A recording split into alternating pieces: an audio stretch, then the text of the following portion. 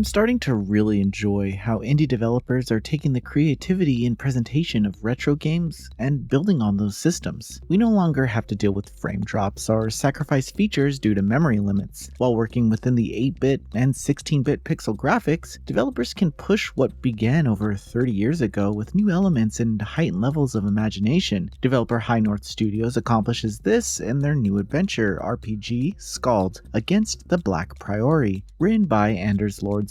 I heard about this game years ago, so I'm glad to see it finally released. Sadly, I don't see enough people talking about it, so I should probably change that.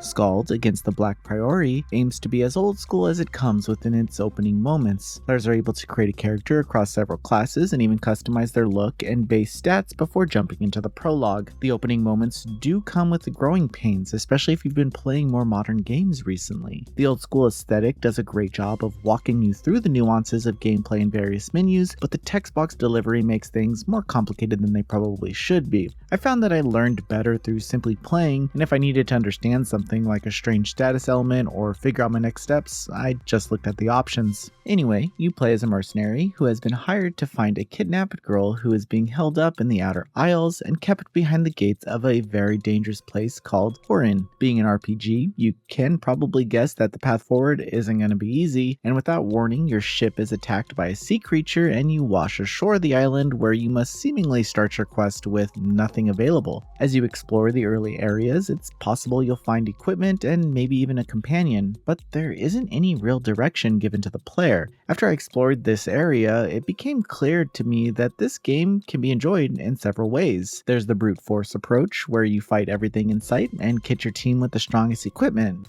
You can also take the stealth approach and explore things slowly and methodically to avoid enemies but still collect powerful gear, or you can just avoid it all and try to push through the main campaign. This varied approach to gameplay is also found in the dialogue choices, where players have opportunities to bend the narrative in their favor or avoid getting used by NPCs with random side quests. Depending on the character's stats, some options during dialogue can vary, but the result of it all is a rather fun way to approach some grim adventures. This randomness and requirement for character stats are elevated by dice rolls for certain actions. Most of the time, this occurs during strength or stealth checks, but I felt it was a missed opportunity to not include it when trying to persuade characters to join your party. I would have liked my interactions and choices to be weighed against the possibility of characters joining me. Still, in its current form, I was able to enlist each character who I wanted to without having to spend money on mercenaries. As you play, you'll collect or steal gold that can be used to purchase items and equipment for some help. Other systems outside of combat, which we'll get into shortly, include crafting. However, I didn't really like how each of these stations were independent of each other. Whether it's food, consumables, or other items, they each require you to visit a particular station, but I always had trouble finding the ones that I actually wanted.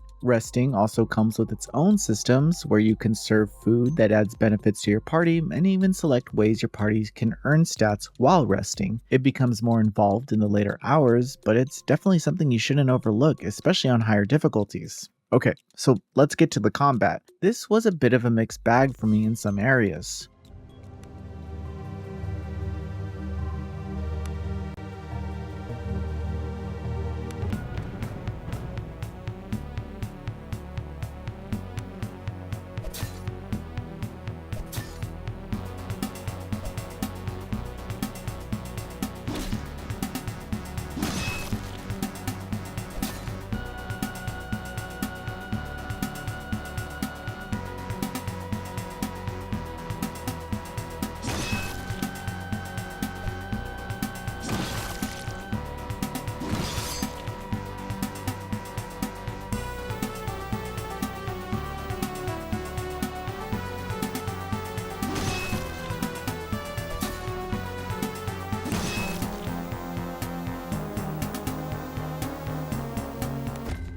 Once discovered by enemies, combat is initiated and you're allowed to move your units in a more favorable formation before starting the battle. There is a high degree of strategy in these fights, as you have to manage several aspects of your characters to ensure they are dealing as much damage as possible. The flow of battle systems is turn-based, so you can take all the time that you need to plan the strategy, but with this party of 6, some environments are just too narrow and things get cramped quickly. There is a switch technique where you can switch with the character who's in front of an enemy, but this strangely counts as an entire action, so it's not like you can attack after the switch. This does become annoying when you're in a hallway and are forced to waste turns trying to position your best attackers in front of an enemy, but have to take a turn to switch in order to do it, which definitely means you're going to take damage. Thankfully, this is only an issue at the beginning of the game. As you level up and learn new skills with access to magic, it adds a completely new layer to combat. I began to learn by trial and error as to what works and what doesn't. The combat system rewards players who are eager to experiment with gimmicks and ways to flank powerful foes. That said, SKALD can be very challenging, even on normal difficulty.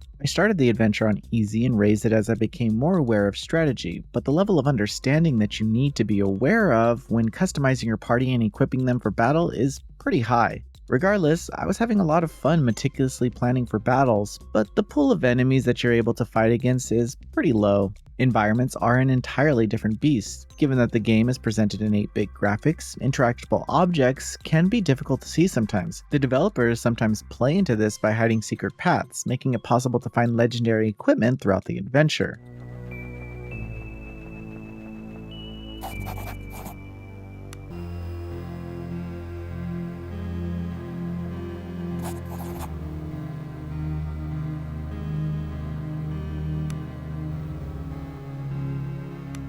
One thing I didn't like is how you exit to the overworld map without a prompt that asks you if you want to leave. Sometimes I would just be walking and accidentally walk off the edge of a map, which acts as an exit to the overworld. But upon re-entering, I started back at the beginning of the map. Regardless, I had a great time exploring and finding secrets, which I'll say are not always easy to spot. I should also mention that if you're having too much trouble, you can make the experience even easier using cheat codes in the tab menu, so there's an option for players of any skill types. SKALD, Against the Black Priory, is a narrative-rich adventure that takes everything great about creative 8-bit RPGs and heightens the experience for modern players. It's enjoyably grim and sometimes grotesque, but through strong game design, I rarely was confused about how to progress amidst an experience that doesn't hold your hand. The combat also sees some depth through character customization and job classes that each focus on unique loadouts and abilities which complement the strategic battles. I'm glad this game exists and I had a great time playing, so maybe keep it on your radar if you're in need of a weekend adventure through the unknown. Noisy Pixel is giving SKALD Against the Black Priory a 7.5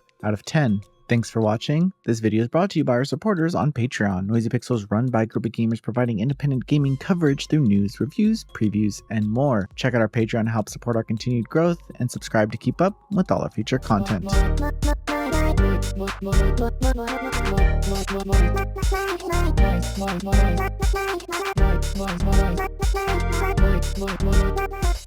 Noisy Pixel.